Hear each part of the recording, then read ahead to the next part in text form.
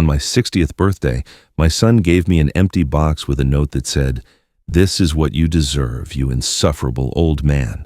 3 days later, he showed up at my door on his knees, begging, "Dad, don't do this, I didn't know." But by then, it was already too late. Before we continue, subscribe to the channel and hit that notification bell, because we have new stories every day. Smash that like button and tell us in the comments what city you're watching from.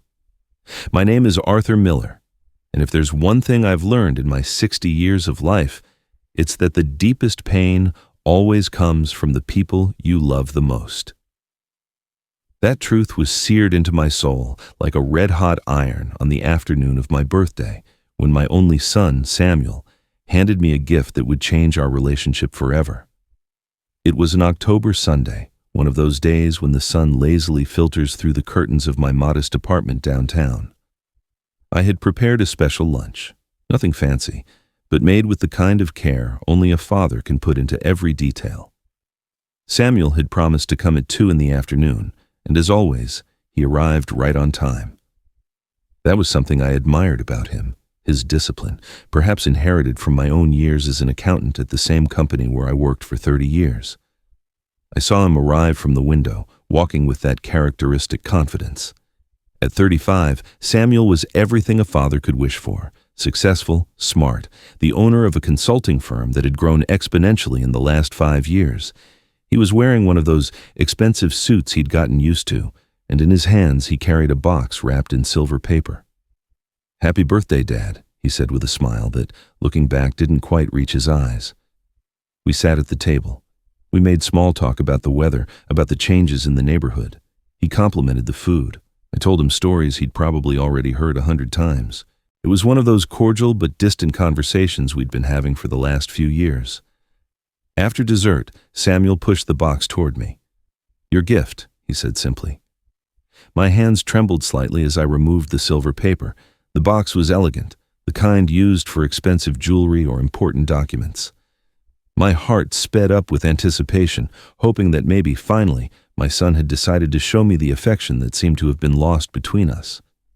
I opened the lid carefully. Inside, there was only emptiness, a void that stretched out like an abyss, and at the bottom, taped down, a note written in the handwriting I'd known since Samuel learned to write. I picked it up with fingers that weren't quite obeying me anymore, and I read the words that burned themselves into my memory. "This is what you deserve, you insufferable old man." The world stopped. The words floated in front of my eyes as if written in the air.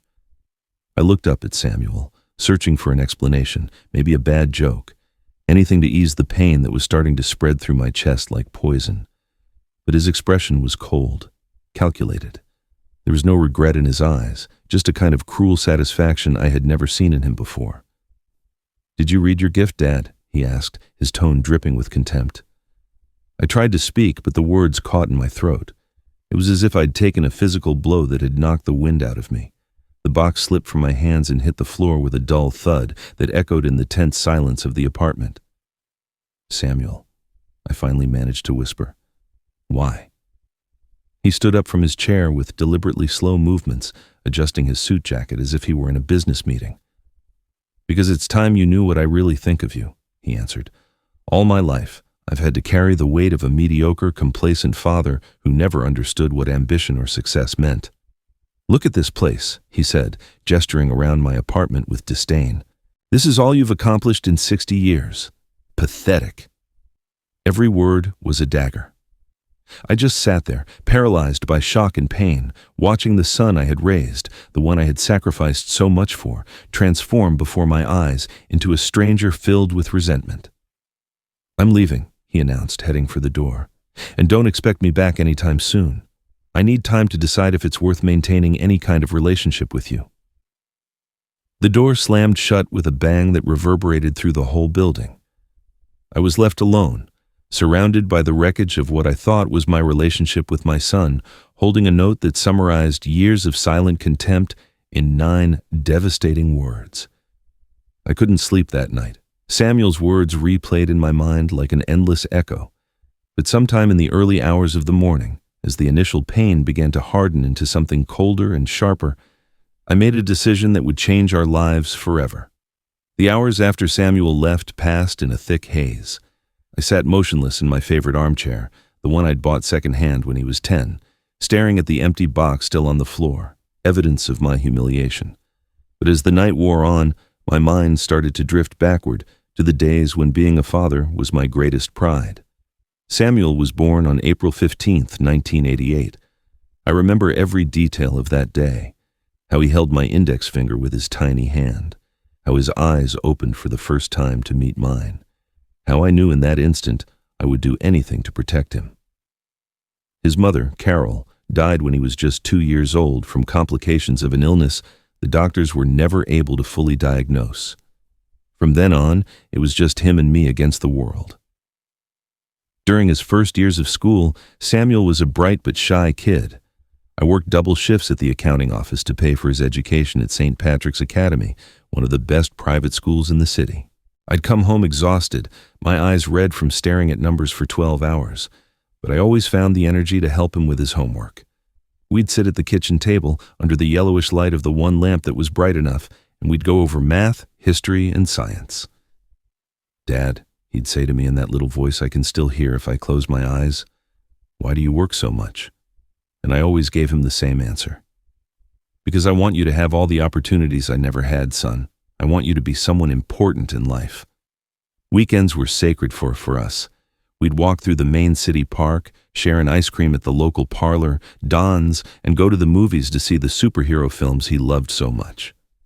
I vividly remember the day he asked me to teach him how to ride a bike. He was 8, and he'd been insisting for weeks that he was big enough. I bought a used bike at the flea market, painted it blue because it was his favorite color, and for an entire Saturday, I ran behind him through the neighborhood streets.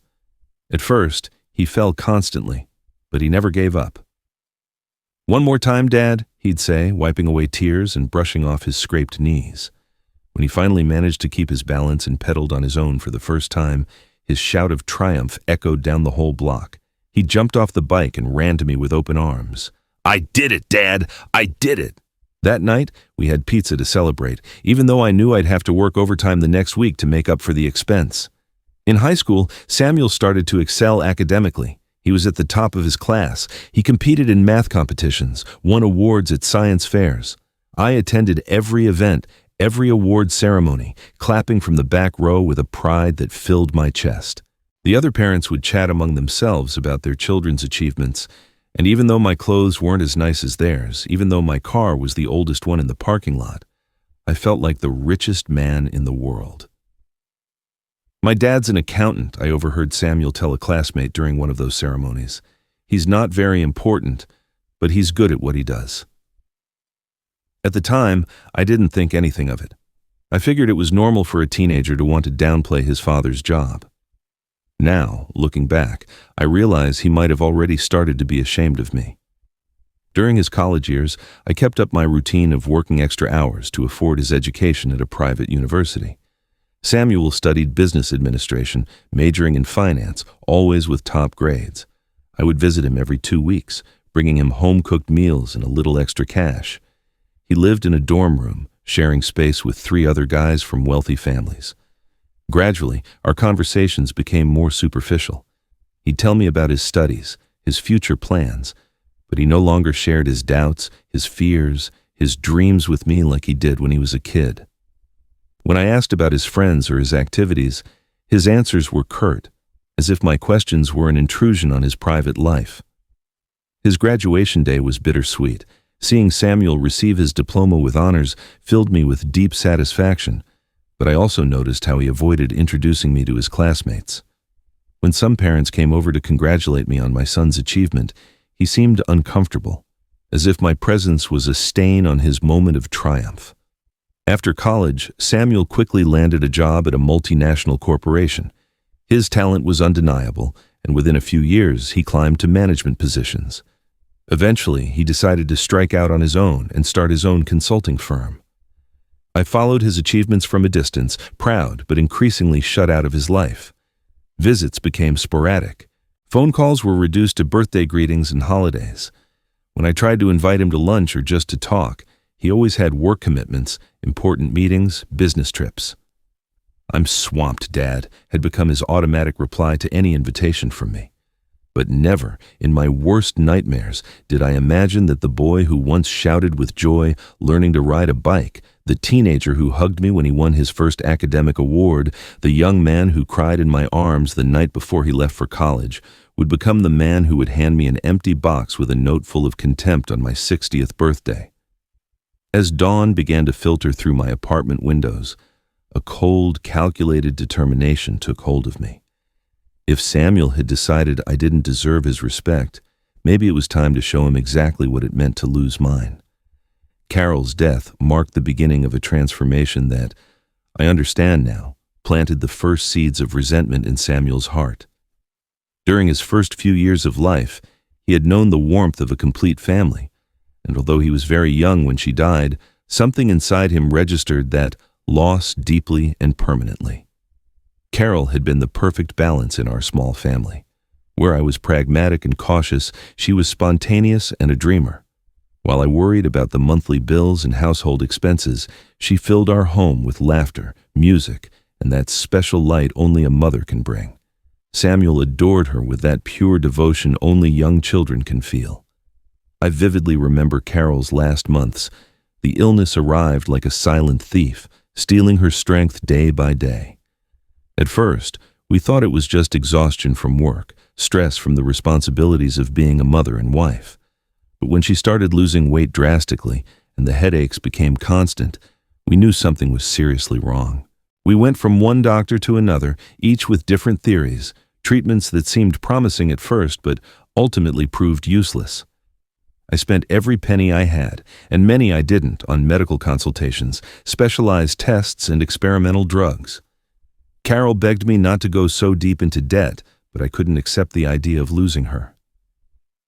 During that dark period, Samuel sensed the tension at home with that special intuition kids have. He became quieter, more observant. He would spend hours sitting by his mother's bed, holding her hand with his small fingers, as if he could transfer his own vital energy to her. "Mommy, when are you going to be better?" he would ask with the innocent confidence that adults always find a solution for everything. The night Carol died, Samuel was asleep in his room. It had been a particularly difficult day, and she had insisted she didn't want the boy to see her at her worst. Around 3 a.m, her breathing became irregular. I held her in my arms as she slipped away, whispering promises that I would take good care of our son, that he would grow up knowing how much she had loved him. When Samuel woke up that morning and asked for his mother, the words got stuck in my throat. How do you explain death to a 2-year-old? How do you tell him that the most important person in his small world is gone forever? I simply told him that Mommy had to go on a very long trip, and that now it was just him and me. In the months that followed, I made the first great mistake of my life as a father.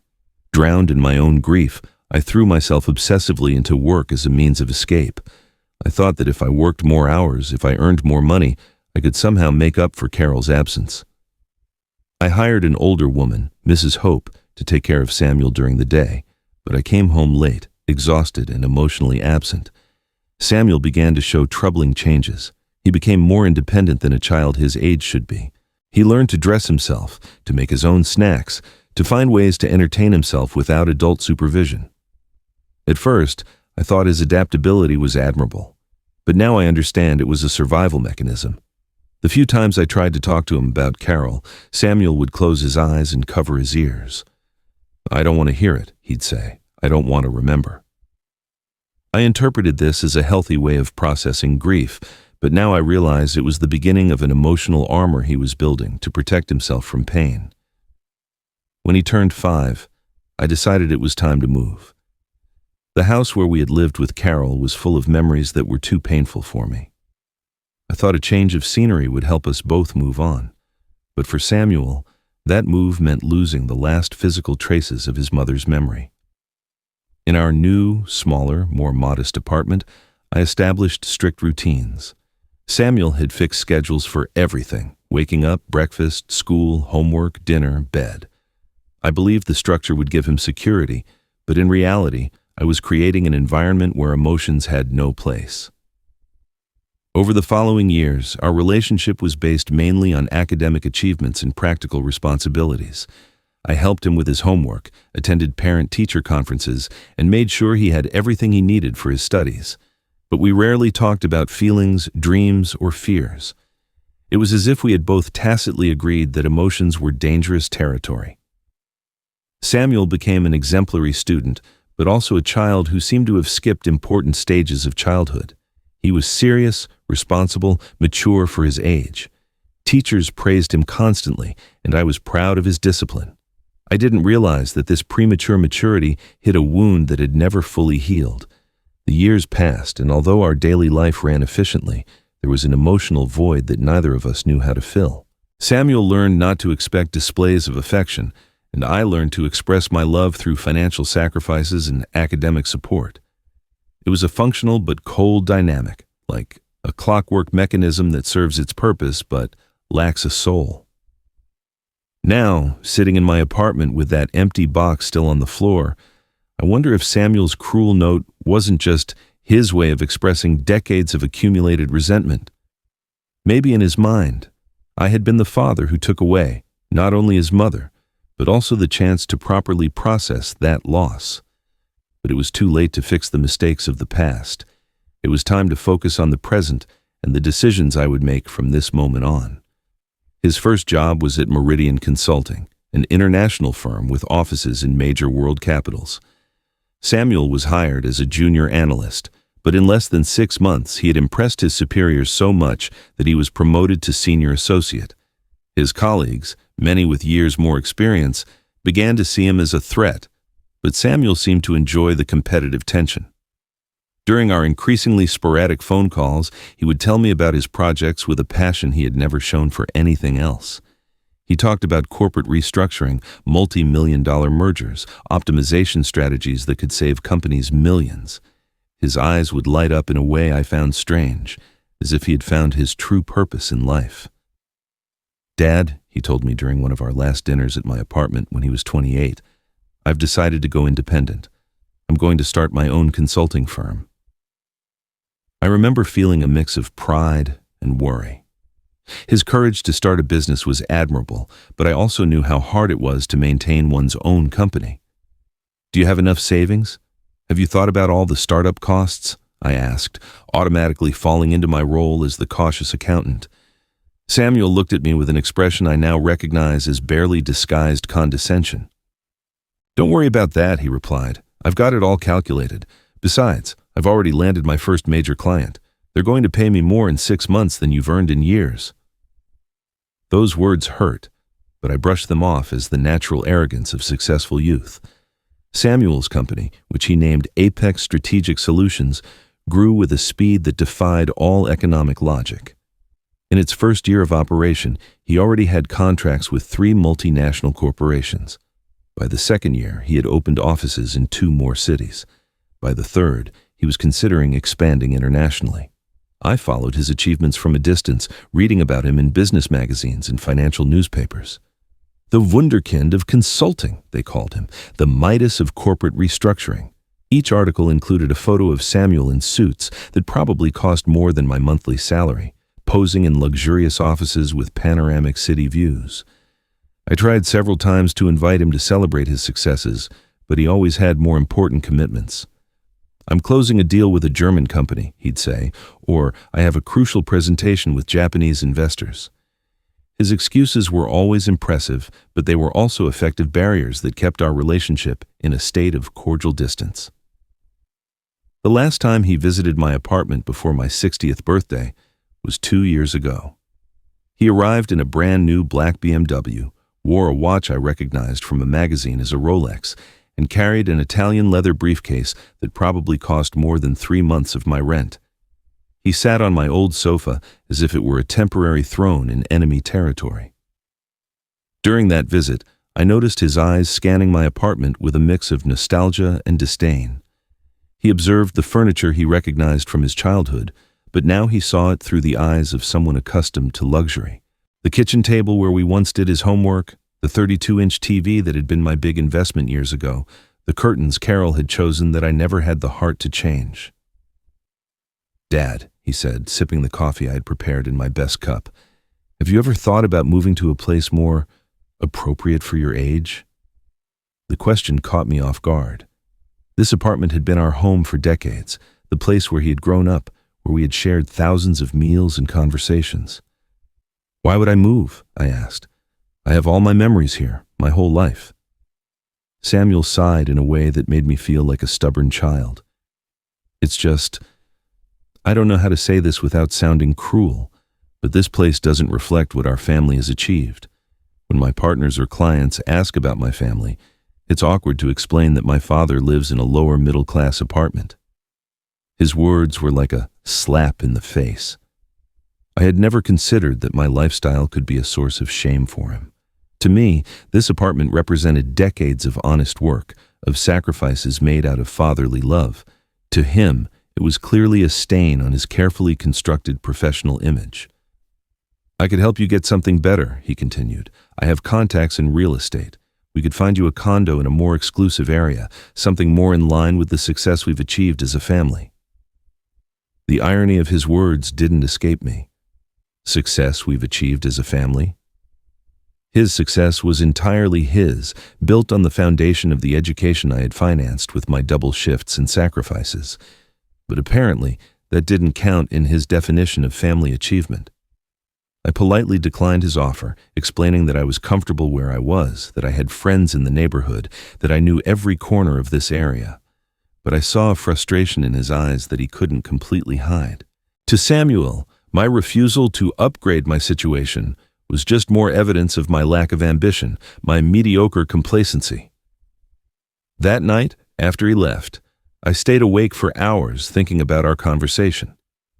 I realized that to my son, I had become an uncomfortable reminder of a past he preferred to forget.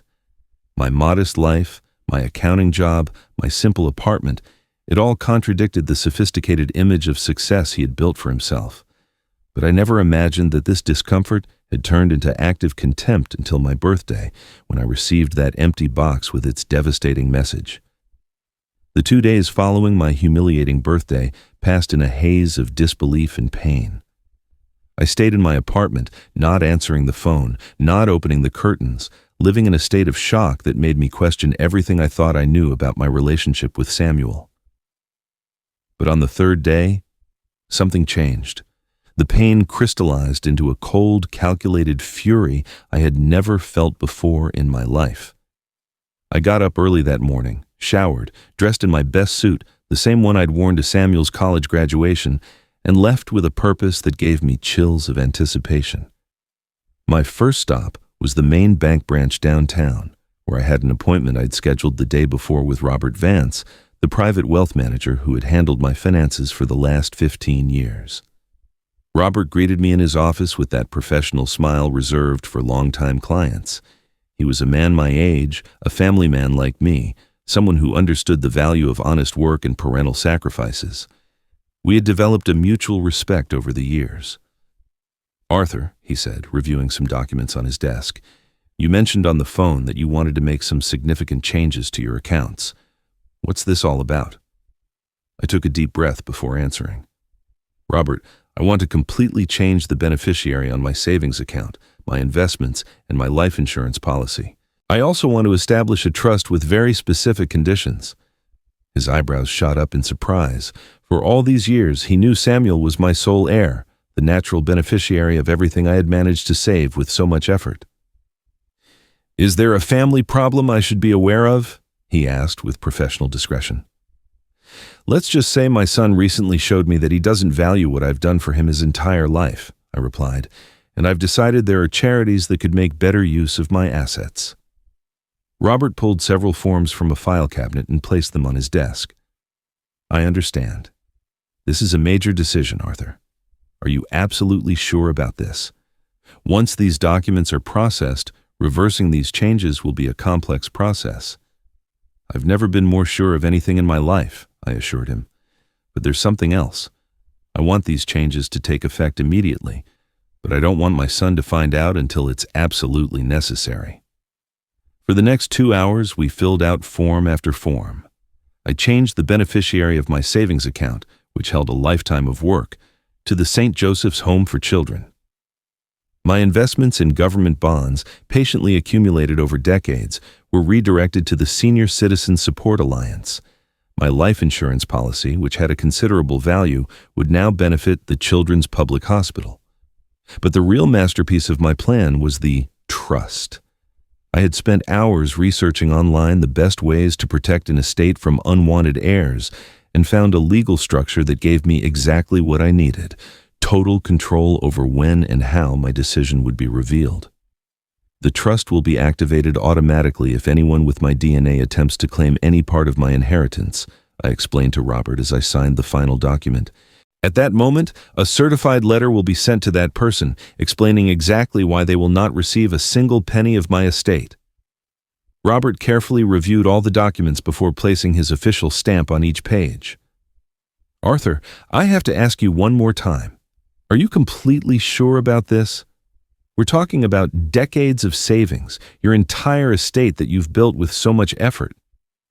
Robert, I said, looking him straight in the eye, my son handed me an empty box on my birthday with a note telling me that's what I deserve. Well, he's about to find out what it feels like to get exactly what he deserves. My second stop that afternoon was the law office of Alexandra Morris, an attorney specializing in family law who Robert had recommended. She was a woman in her 40s with an excellent reputation for handling complex inheritance and family disputes. Mr. Miller, she said after listening to my story, what you are planning is completely legal, but I must warn you that the emotional consequences for your family can be devastating. Have you considered perhaps a direct conversation with your son before taking such drastic measures? Ms. Morris, I replied, for 35 years I've had conversations with my son. For 35 years I've tried to understand what was going through his mind, why he was pulling further and further away from me. That empty box was his final answer to all my questions. Now it's my turn to answer. Alexandra prepared several additional documents to supplement what I had done at the bank.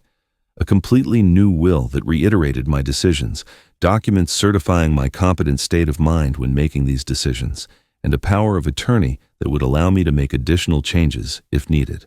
I also want you to prepare a letter, I told her. A letter that will be automatically delivered to my son when the trust is activated. I want that letter to explain exactly why I made these decisions. We spent another hour drafting that letter. Every word was chosen carefully, every sentence designed for maximum emotional impact. It was my chance to explain decades of pain, disappointment, and unrequited love in a document Samuel would receive when he finally understood the consequences of his actions. When I left Alexandra's office, it was already dark. I walked through the streets of my neighborhood with a strange feeling of lightness, as if I had dropped a weight I had been carrying for years. For the first time since my birthday, I genuinely smiled. That night, I slept better than I had in months. I had taken control of a situation that had made me feel powerless for too long. Samuel wanted to show me what I deserved according to him. Very soon, he would find out exactly what he deserved according to me. I had no idea my plan would be triggered much sooner than I had anticipated. On Wednesday morning, exactly 3 days after I had signed all the legal documents, I was making breakfast when I heard desperate pounding on my door. This wasn't the polite knock of a social visit, but the urgent kind of banging that suggests an emergency. I looked through the peephole, and my heart stopped for a moment. Samuel was standing in the hallway, but he looked nothing like the successful, arrogant man who had been in my apartment 3 days earlier. His normally impeccable hair was disheveled and greasy, as if he hadn't showered in days. His suit, one of those expensive ones he used to wear as professional armor, was wrinkled and stained. But what struck me most were his eyes, red, swollen, with that look of panic you only see in people who have lost all control of their lives. I opened the door slowly, keeping the security chain on. "Samuel, what are you doing here?" "Dad," he said, his voice cracking in a way I didn't recognize. "I need to talk to you. Please, let me in." He didn't wait for my answer. He just dropped to his knees in the hallway, right in front of my door. The sound of his knees hitting the concrete floor echoed through the building. I undid the security chain and opened the door fully. The image of my son, the successful businessman, kneeling on the floor of my modest apartment building's hallway, was so surreal that for a moment I thought I was dreaming. "Dad, don't do this," he whispered, and then he began to cry. Not the controlled weeping of an adult trying to maintain composure, but the gut-wrenching sobs of a completely lost child. "Please, Dad, I didn't know." "Didn't know what?" I asked, though a part of me was already starting to understand that something had gone terribly wrong with his perfectly ordered life. "I didn't know what was in that box," he sobbed. "I didn't know about the note. I swear on my mother's memory, I didn't know any of it." Those words hit me like a lightning bolt. For 3 days, I had been operating under the assumption that Samuel had consciously orchestrated my humiliation, that he had deliberately chosen to hurt me in the cruelest way possible. But the desperation in his voice, the genuine shock in his words, suggested something completely different. "Samuel," I said, helping him to his feet and guiding him inside the apartment, "I don't understand what you're saying. You handed me that box. You were here when I opened it." He sat on the sofa, burying his face in his hands. "Yes, I gave you the box, but I didn't know what was inside. I thought it was a real gift, Dad, a gift that someone else had prepared for you." "Someone else? Who are you talking about?" Samuel lifted his head, and I saw a confusion and pain in his eyes that reminded me of the little boy he once was. "Valerie," he whispered. "My wife. This was all Valerie's idea." The name caught me completely off guard. Samuel had married Valerie Montgomery 2 years ago, the daughter of a high society family whom I had only met briefly at the wedding. She was a beautiful, sophisticated woman with degrees from Europe and family connections that had helped expand Samuel's business. But I had always sensed a coldness in her, a calculated distance that had made me uncomfortable from the first moment. "I don't understand," I said. "Why would Valerie do something like that?" Samuel ran his hands through his hair, leaving it even more disheveled. Because she hates everything you represent, Dad. She hates that you come from the working class. She hates that you live in this neighborhood. She hates that I have a father who doesn't fit into her social circle." The words began to form a horrible pattern in my mind. "Go on," I said. "She's been pressuring me for months to cut ties with you completely. She says my humble background is limiting my professional growth, that as long as I stay in touch with you, I'll never be fully accepted in the most exclusive business circles." My stomach clenched with a nausea that had nothing to do with food. "And what did you say to her?" "At first I defended you," he said, but his voice sounded ashamed. "I told her you were my father, that you had sacrificed everything to give me a good education, but she's very persuasive, Dad. Gradually, she started planting doubts in my mind about whether you had really done the best for me." "What kind of doubts?" "She'd say that if you had really wanted the best for me, you would have worked harder to give us a better life. That if you'd had more ambition, I wouldn't have had to struggle so hard to get where I am. That your complacency was actually a form of selfishness disguised as sacrifice." Every word was like a dagger. Understanding that my son had been systematically manipulated into doubting my fatherly love was almost more painful than thinking he had reached those conclusions on his own. "And the box?" I asked. "She said she had bought the perfect gift for you, something to represent how much our family had grown financially. She asked me to give it to you without opening it, that it would be a surprise for both of us." His voice cracked again. "I never imagined she had put that horrible note inside." "When did you find out?" "Last night. I got home and told her what happened, how you reacted when you opened the box. I expected her to feel bad about the cruel joke, but instead, she started laughing. She was laughing and telling me that we had finally managed to get rid of the pathetic old man we were dragging around like a burden." Samuel started crying again, harder this time. "I understood everything then, Dad. I understood that I had been manipulated for months, that I had let someone else convince me to be ashamed of the most generous and loving father any son could wish for." His words filled me with a complex mix of relief and fury. Relief to know my son didn't truly hate me, but fury to understand the extent of the manipulation he had suffered. "What did you do when you found out?" I asked. "I confronted Valerie. I yelled at her, told her she was a horrible person, but she didn't show a shred of remorse. She told me that if I didn't have the guts to cut ties with my mediocre past, then maybe I wasn't the man she thought I was. And then I told her to get out of the house, that our marriage was over, that I couldn't be married to someone capable of such cruelty. He wiped his tears on the sleeve of his wrinkled shirt. Dad, I need your forgiveness. I need you to know I would never have consciously done something like that. I looked at him sitting on my sofa, broken and vulnerable, and I felt a wave of fatherly love I hadn't experienced in years. But I also remembered the documents I had signed 3 days earlier, the irreversible decisions I had made based on incomplete information. Samuel, I said softly, there's something you need to know. As I watched my shattered son on my sofa, a part of me wanted to immediately confess about the documents I'd signed, about how I'd changed my will and redirected my entire inheritance to charities. But something in his story didn't sound completely right. There were too many coincidences, too many details that seemed designed to generate maximum sympathy.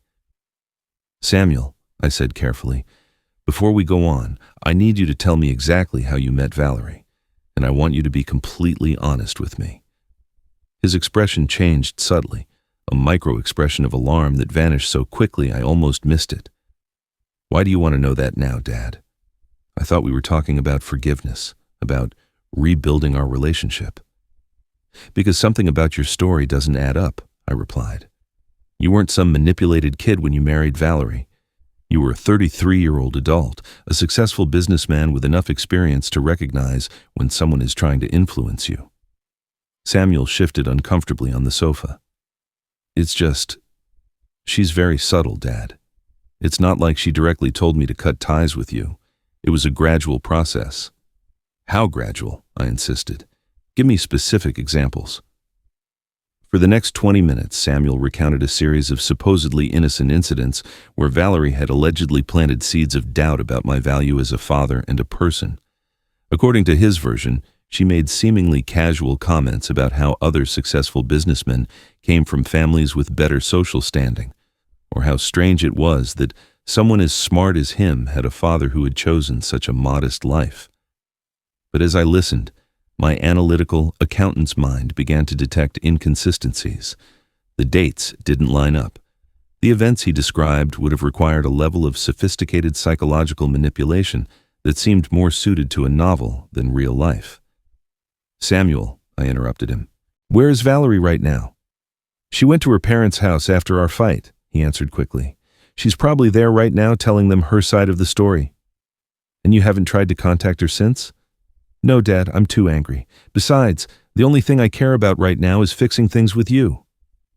Something in his tone made me decide it was time to verify his story. Samuel, I'm going to make some coffee. Why don't you call Valerie right now, put the phone on speaker, and confront her about what she did? I want to hear directly from her what happened. The color drained from Samuel's face. I don't think that's a good idea, Dad. She'll just deny everything. She'll make up some story to play the victim. If she's really as manipulative as you say, then you should have no problem exposing her in front of me, I insisted. Call her, now. Samuel pulled out his phone with trembling hands. He dialed a number, but before the call connected, he hung up. I can't do it, Dad. I'm still too emotional. In that moment, I decided to do something I hadn't done in years. Act like the suspicious accountant I had been for 3 decades. Samuel, give me your phone. What? Why? Because I want to see your text messages with Valerie from the last few days. If you really had this terrible fight you're describing, there must be evidence of it. Dad, that's private. Samuel, I said with a firmness I hadn't used with him since he was a teenager, give me the phone right now, or this conversation is over. Reluctantly, he handed me the device. I navigated to his text messages and looked for his conversations with Valerie. What I found chilled me to the bone. The most recent messages showed no fight at all. In fact, they showed something completely different. There was a conversation from 2 days ago, right after my birthday, where Samuel was messaging Valerie, describing my reaction to the empty box. Did it work? Valerie had written. Perfectly, Samuel had replied. I've never seen him so destroyed. I think he finally got the message. Excellent. Do you think he'll stop bothering you with his pathetic invitations now? Definitely. And if not, I have a few more ideas to make sure he keeps his distance. I kept reading, finding message after message that revealed the devastating truth. Samuel hadn't been manipulated by Valeria. He had been the lead architect of my humiliation, and she had been an enthusiastic but secondary accomplice. There were messages where they discussed different ideas to teach me a lesson about my place in his new life. The empty box had been Samuel's idea, inspired by his frustration that I didn't get the hint about staying away from his professional and social life. "Samuel," I said, my voice not sounding like my own, "could you explain these messages?" His face transformed completely. The mask of vulnerability and regret vanished, replaced by something much colder and more calculated. For a moment, I saw the real Samuel, the man he had become when he thought no one was watching. "Dad," he said, his voice suddenly calm, "I can explain." "No," I interrupted. "I don't need any more explanations. I've just read all the truth I needed to know." He stood up and for the first time in this conversation regained some of his usual composure. "Fine, Dad. Yes, the empty box was my idea. Yes, I wanted you to know exactly what I think of your pathetic life and your desperate attempts to maintain a relationship that stopped existing years ago." "Then why did you come here? Why this whole charade about being sorry?" Samuel smiled, and it was the coldest smile I had ever seen.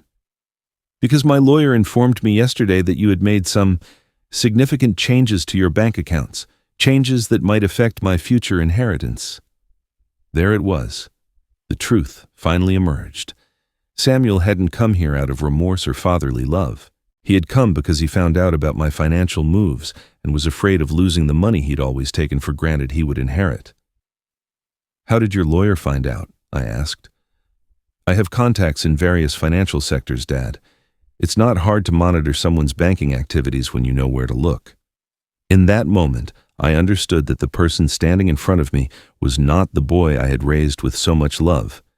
He was a stranger who had learned to use every resource at his disposal, including questionable contacts, to protect his financial interests.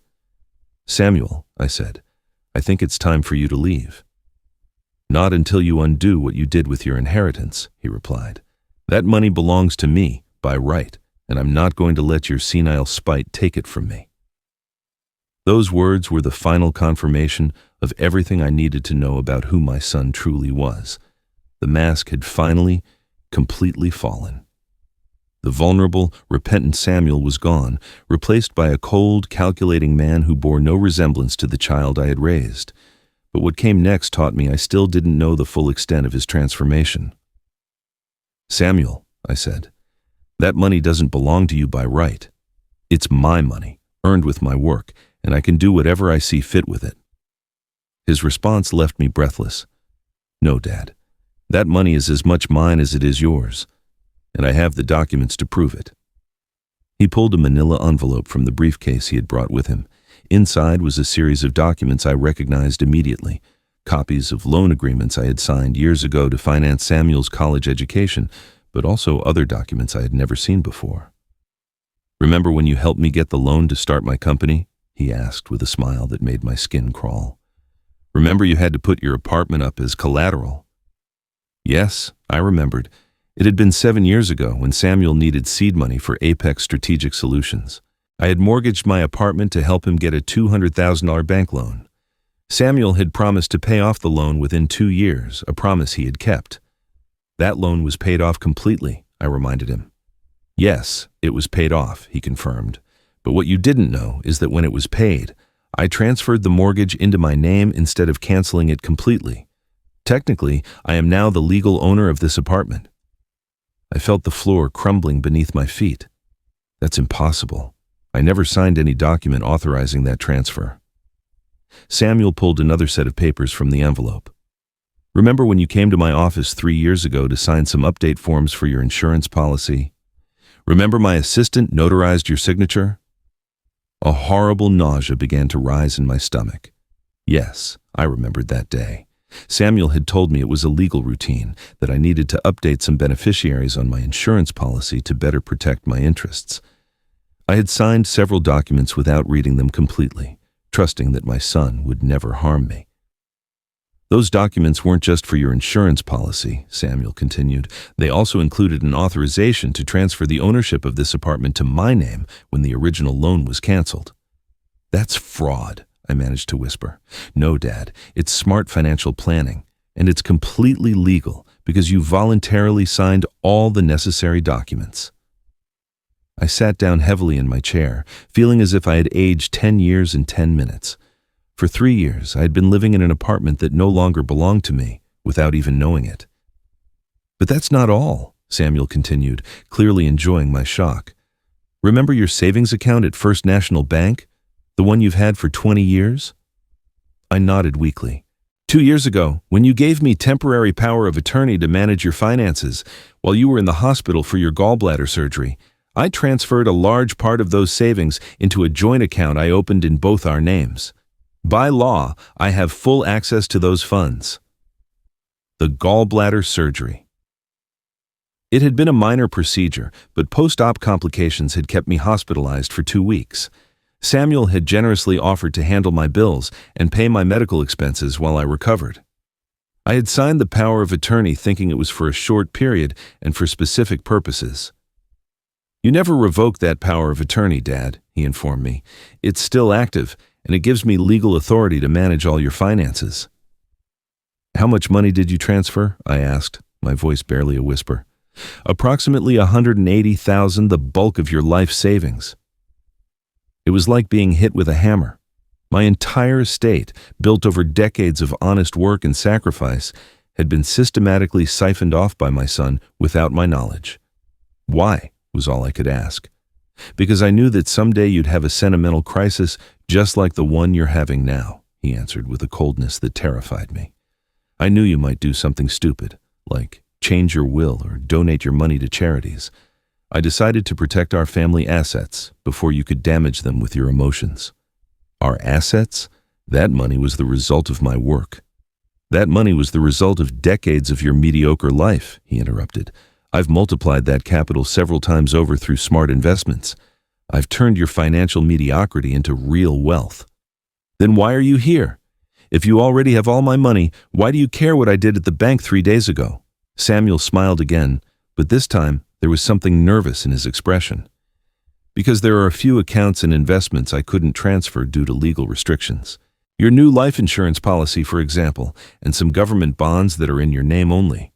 There's also the trust you established. There was the problem. Despite all his planning, Samuel hadn't been able to access my entire estate. The documents I had signed with Robert and Alexandra had protected a significant portion of my assets, precisely because they were designed to be inaccessible to unwanted heirs. How much is left? I asked. Approximately $150,000 in assets that are out of my reach, he admitted reluctantly. But it's money that belongs to me, Dad. Money I need to consolidate some important investments. In that moment, I fully understood what had happened. Samuel had been systematically stealing from me for years, appropriating my assets little by little, and now he was desperate to get the last assets that had escaped his control. The irony was perfect. By trying to punish my son for his cruelty, I had accidentally protected a portion of my estate from his systematic greed. Samuel, I said, I want you to get out of my apartment immediately. I can't do that, Dad, he replied, not until you undo the changes you made to your accounts. This isn't my apartment anymore, according to you, so technically you are asking me to leave your property.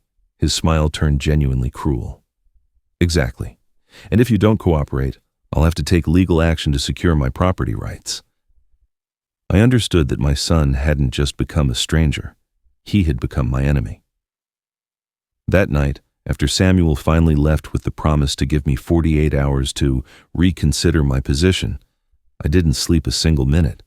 I sat in my favorite chair, staring at the walls of an apartment that apparently no longer belonged to me, feeling decades of fatherly love transform into something much darker and more powerful. At 6 a.m., I made the first call of what would be the most important day of my life. I dialed Alexandra Morris, my attorney, and left a message on her voicemail. Ms. Morris, this is Arthur Miller. I need to see you urgently today. Complications have arisen that require immediate legal action.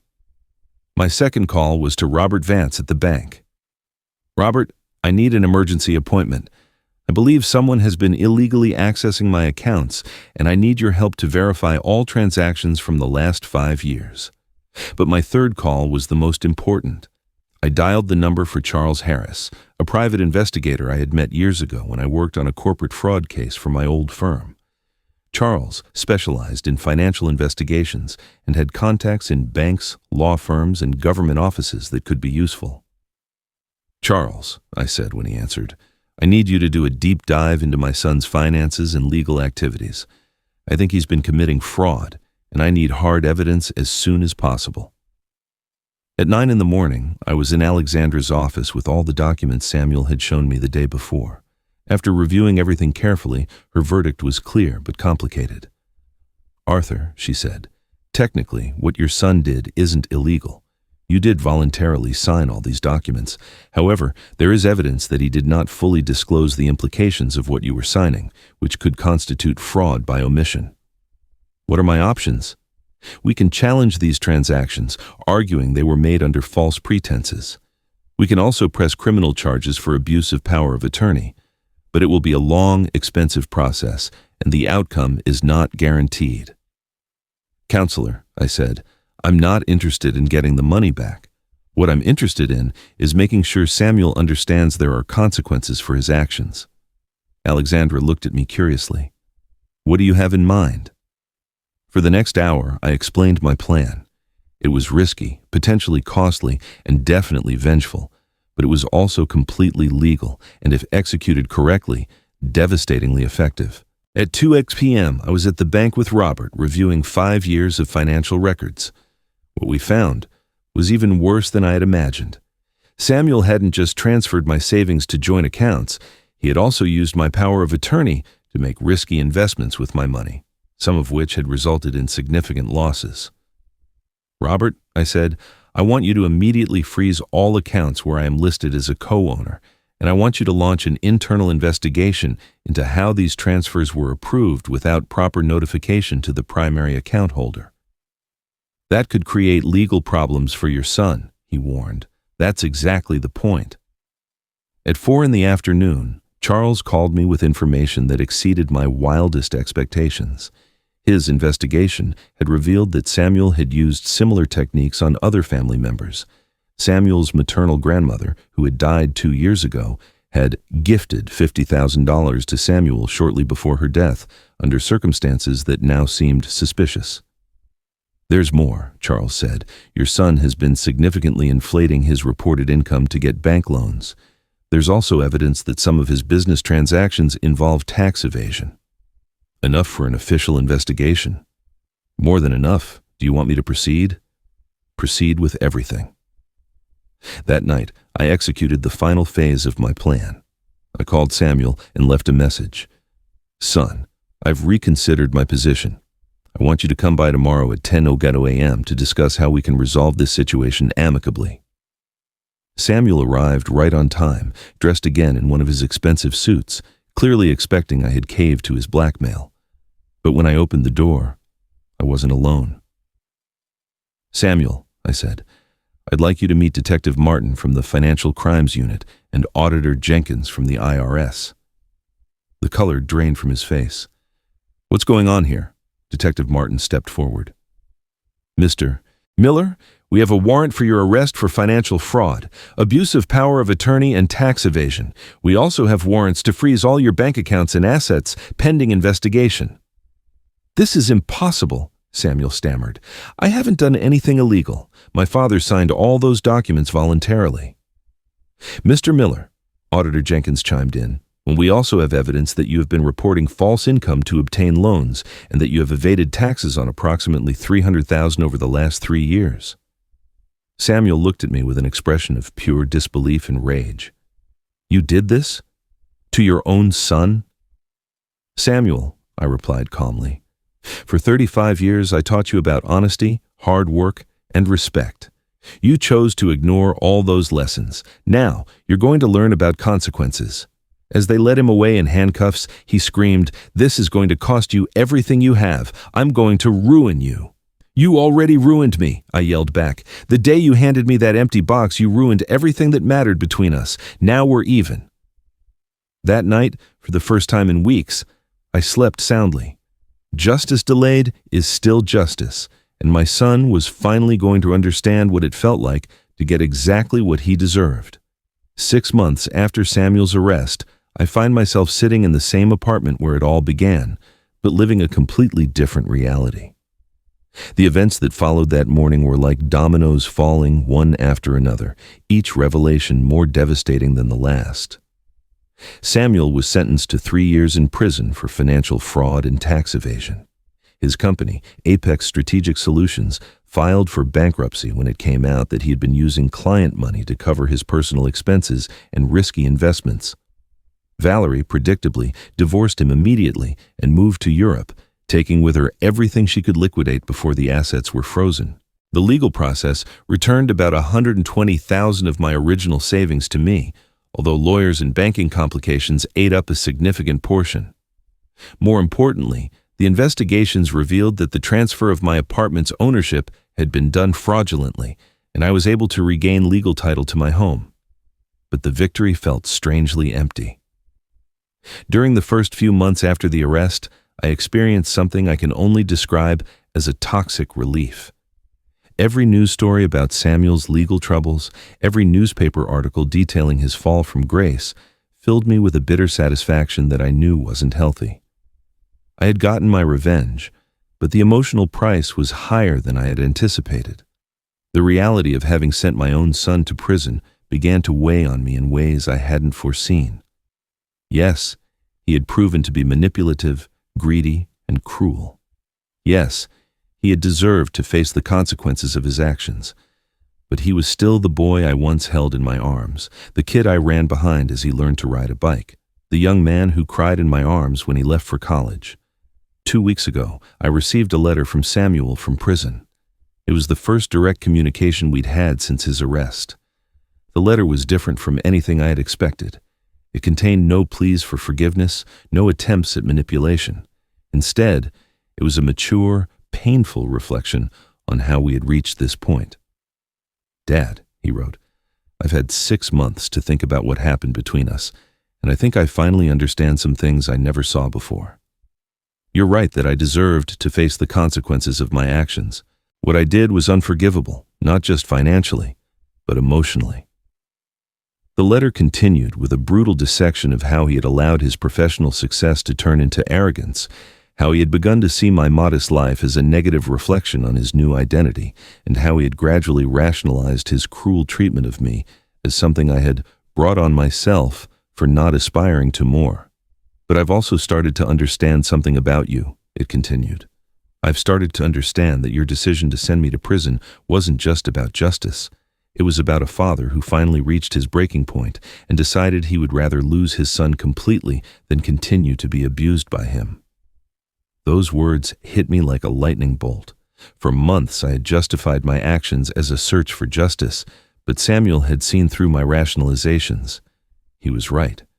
On some deep level, I had chosen to destroy our relationship completely because I preferred the clean emptiness of having no son to the constant agony of having a son who despised me. "I'm not asking you for forgiveness," the letter concluded, "because I understand some wounds are too deep to heal. But I wanted you to know that I now understand what I lost. I didn't lose money or status or professional opportunities. I lost the only man who loved me unconditionally for 35 years, and that loss is far more devastating than any prison sentence." After reading that letter 10 times, I made a decision that surprised even me. I went to visit him. The prison was a cold, sterile place, full of metallic sounds and institutional smells that reminded me why I had worked so hard my whole life to avoid places like this. When they brought Samuel into the visiting room, my first impression was how much he had changed. He had lost weight, his hair was grayer, and there was a humility in his posture I had never seen before. We sat across from each other at a metal table, two strangers who had once been father and son, trying to find words for decades of love, pain, and mutual disappointment. "Dad," he said simply, "thanks for coming." "I don't know why I came," I answered honestly. "Me neither," he admitted. but I'm glad you did. We talked for an hour about everything and nothing, about how he was adjusting to prison life, the books he was reading, the rehab programs he was participating in. We carefully avoided talking about the past or the future, focusing on the safe present of trivial conversation. When the visiting time was almost up, Samuel said, "Dad, there's something I need you to know. I will never again ask you for money, financial support, or to change the decisions you made about your inheritance. That's settled forever. But if someday, when I get out of here, you wanted to go for a coffee, just as two people trying to get to know each other again, I'd really like that chance." When I left the prison that afternoon, I wasn't sure how I felt. I didn't experience the cathartic relief I had hoped for, nor the emotional reconciliation you see in movies. Instead, I felt something more complex, a mixture of sadness for all we had lost, relief at having set firm boundaries, and a tiny seed of hope about the possibility that maybe, in some distant future, we could find a new way to relate to each other. Now, as I write these words in my reclaimed apartment, surrounded by photographs of a young Samuel who no longer exists, I understand that some stories don't have perfectly happy or completely tragic endings. Sometimes, justice and love conflict, and the decisions we make to protect ourselves also hurt us in ways we didn't anticipate. Was what I did right? Was it worth sacrificing the relationship with my only son to teach him a lesson about respect and consequences? I don't know. But I do know that for the first time in years, when I look in the mirror, I see a man who respects himself, who set firm boundaries when necessary, and who chose his own dignity over the comfort of being abused by someone he loved. Fatherly love doesn't always mean letting our children hurt us without consequence. Sometimes, truly loving means being willing to lose the relationship to save what's left of mutual respect. Samuel gets out in 2 years. I don't know if he'll look me up for that coffee he mentioned. I don't know if I'll be ready for that conversation if he does. But I do know that if we ever meet again, it will be as two men who have learned the true price of their decisions. And maybe that's enough of a foundation to build something new. Or maybe not. And that's okay too.